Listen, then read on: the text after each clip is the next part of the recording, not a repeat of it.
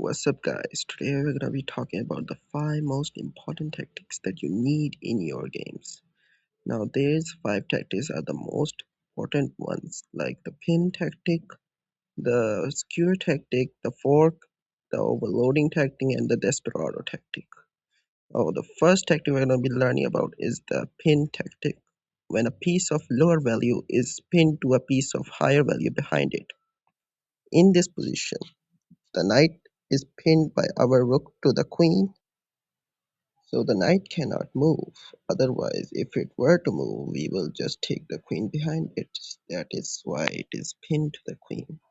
So if we move our pawn upwards to attack this knight, the knight moves, then we can just take the queen. This is why it's called a pin, because the knight is pinned to the queen. And if it were to move, we will just take the queen. So that is why it is pinned to the queen and cannot move. So if we attack it with a pawn like this, we can just take this knight. Since if it moves, we can just take the queen behind it. So if the knight moves, we can just take the queen with our rook like that, and we will be winning. So let's go back. If we attack the knight with a pawn and the knight does not move, but the queen moves like somewhere around here, then we can just simply take the knight with our rook, since our rook will be protected by our pawn and the queen cannot take it.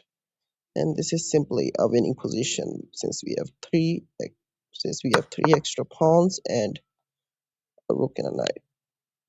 So this was the pin tactic where the knight was pinned to the queen by our rook, and we could just attack it and win the knight. So in order to recap, in this way, we learned that the lower value piece was pinned to the queen, and if we're to move, then we will just take the queen. And since the knight cannot move, we can just attack it, and after the queen moves somewhere, we can just take the knight. Moving on, the next tactic on our list is the skewer tactic, in which a higher value piece is attacked in front of a lower value piece. In this position, we can just see that the rook and the king are on the same diagonal and the king is in front of the rook. Now, since we know that the king's value is higher than the rook's value, even though the king's value is unknown, and the king and the rook are on the same diagonal where king is in front of the rook, so we can just use this dark squared bishop to attack the king, and the king will be in check. So after the king will move, we will just take the rook behind it. So look, we check the king, and now the king will have to move, and we can just take the rook behind the king with our bishop like that, and we are completely winning in this position. So in order to recap the square tactic, the king higher value piece is in front of the rook, the lower value piece on the same diagonal, and we can just use our bishop to check the king like that, and afterwards protected by our pawn, we check the king, and the king has to move up or right wherever the king goes. We will just take the rook behind the king like that, and as you can see, we're in a totally winning position. Now we'll be moving on to the next tactic on our list, which is the fork tactic. When a piece attacks two pieces simultaneously. Now, you will you might not know what the fork tactic is. When one piece is attacking two pieces at the same time, that is called a fork. Now in this position, as you can see, our knight and our bishop, dark square bishop, are looking at the same c7 square. Let me draw this arrow. Are looking at the same c7 square. Oops, my bad. Oops. Let me try again. Alright, now since they are looking at the same square, we can just take this with our knight like that, and we are checking the king, and we are taking the rook at the same time, protected by our bishop, so the queen cannot take our knight. So this knight is forking the king and the rook. So after the king moves here, we'll just take the rook at the corner with a knight like that. Now we just want a rook that easily. That was a fork. Now in order to recap, let's go back. We are forking the rook and then the king, protected by our bishop.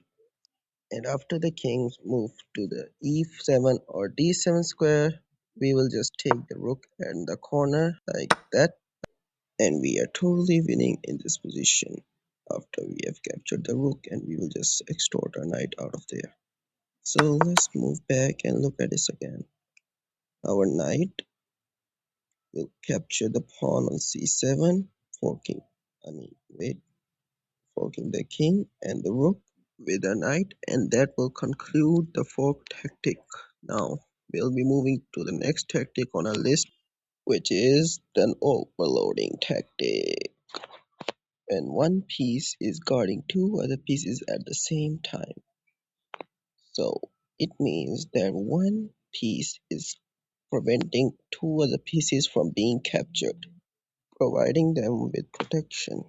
Now, as you can see in this position, the queen is protecting the knight and it is protecting the rook from being captured. So the queen can be said to be overloaded since it's protecting both the rook and the knight. Now, if we can just take the rook with a rook like that, the queen will have to take a rook. And now we can just take the knight, since we know that the queen has stopped guarding the knight and it is now protectionless and we can be captured by a queen. And now we are simply in a better position than we were before. So to recap, the queen had to take our rook since we captured their rook, and after the queen took, the knight lost its guard and it can just be taken.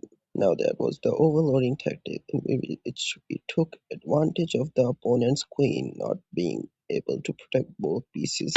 Moving on to our next tactic on our list, which is the last and very important tactic, is called the Desperado tactic, in which a piece is used to capture another lower value piece since it would already die. So in the Desperado tactic, we use a piece to capture a lower value piece such as a pawn, since we know that that piece is going to die, and to make the most out of that piece, we just take the pawn and we let it die. So in this position, as you can see, our knight is trapped at the edge of the board, and that king is going to come and take our knight in two moves. So our knight cannot escape since its escape squares are being guarded by the pawn and the king, like this and like that. So our knight is pretty much dead at the corner. So rather than to let it die, will just take this pawn with our knight like that, checking the king.